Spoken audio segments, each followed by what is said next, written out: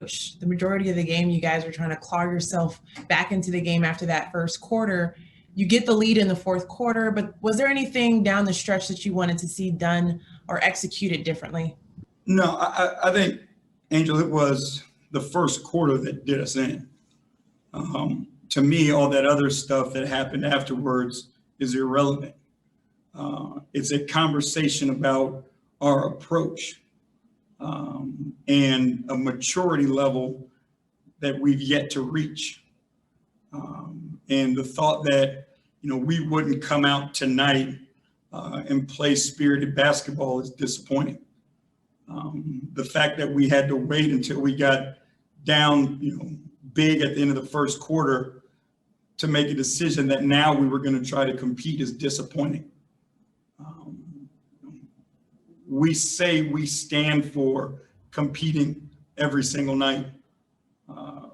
Right now, we need to make sure that we're not just talking and our words lead to action. And right now, it hasn't, or it isn't, I should say. And that's the disappointing part to me. Just to kind of piggyback off of that, Coach, because I know the last 2 days we've been talking about leaving Chicago behind and then focusing on what's in front of you, which was Detroit. Did it surprise you that they came out so flat in that first quarter? Yeah, it did, honestly. I thought we went through, our preparation, going through the scout, preparing ourselves for this game, shoot around. Again, it's frustrating. But it's disappointing more so than anything. I love the dudes in that locker room. I think their heart and minds are in the right place. But we've got to grow up, and it's that simple. Kelsey Rosso, The Athletic. JB, to piggyback off that, was it a conversation then that happened in that first time out in the first quarter or at halftime to kind of find a way back, or was there a moment that you addressed that to these guys? Yeah, I mean, it was the first time out in the first quarter. It's somewhere where we have to take a step and we have to grow. If not, we'll continue to be frustrated, and we'll continue to feel as if, to feel disappointed, and we will underachieve. And that's not something that we can stand for. I guess I don't want this to come across wrongly, but do you think they understand where they need to go? It's just the execution aspect of it. I guess you touched on the wording turning to action. So I guess where do you think that disconnect is right now, or I don't know. It's hard. That's the that's the issue. The NBA is hard. Every single night you're going to be faced with an opponent who's going to go after you. There are no easy nights in the NBA. And, again, it comes down to the maturity to be prepared and handle those situations and not have letdowns where you don't perform or compete at your highest level. There's going to be nights where the ball doesn't go in the basket, right? We can live with that. But again, it shouldn't take us getting down 20-some points before we decide it's time to compete. And that's my biggest disappointment in tonight. Thank you.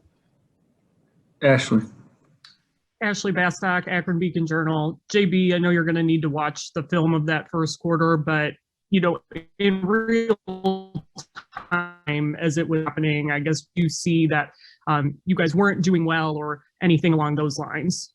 I thought they outcompeted us. Their effort was much better than ours. The way they were attacking the glass, the way they were running the floor, the way they were turning us over.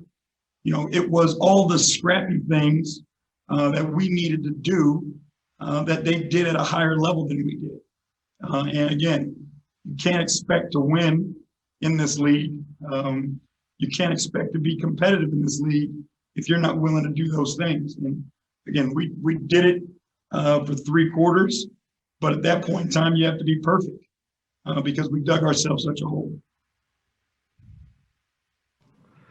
Chris, last one. Chris Fedor, Cleveland.com. JB, do you think the guys understand all this? Yes, I think they do understand it.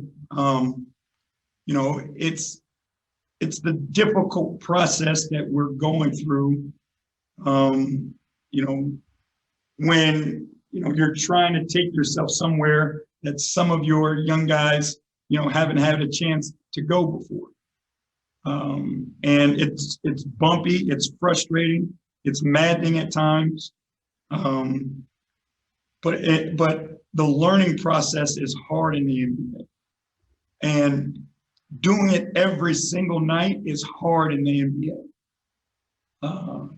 Talking about it is easy. We can all talk big shit, right? But going out every single night and being expected to carry a load is not easy. There is no switch that you can flip. You look at the elite players and the elite teams, and they're giving it to you every single night. And they didn't always start there. They worked their way there. And our guys, we have full confidence that they'll work their way there. But until you look it in the face and look in the mirror and own up to it, we'll have nights like tonight. This is obviously on a smaller scale, but it was part of the fourth quarter. Did you get an explanation? I saw you talking to the official. Did you get an explanation after the coach's challenge about why they stuck with the call that they did and gave them the free throws? The explanation was it was inconclusive and they couldn't overturn it because it was inconclusive. The explanation, to me, if a guy kicks his leg out and someone goes past him and initiates contact, that's an offensive foul by the letter of the rule. He wasn't going to hit him. He avoided him clearly, and he hit his foot because his foot was kicked out. Again, they reviewed it.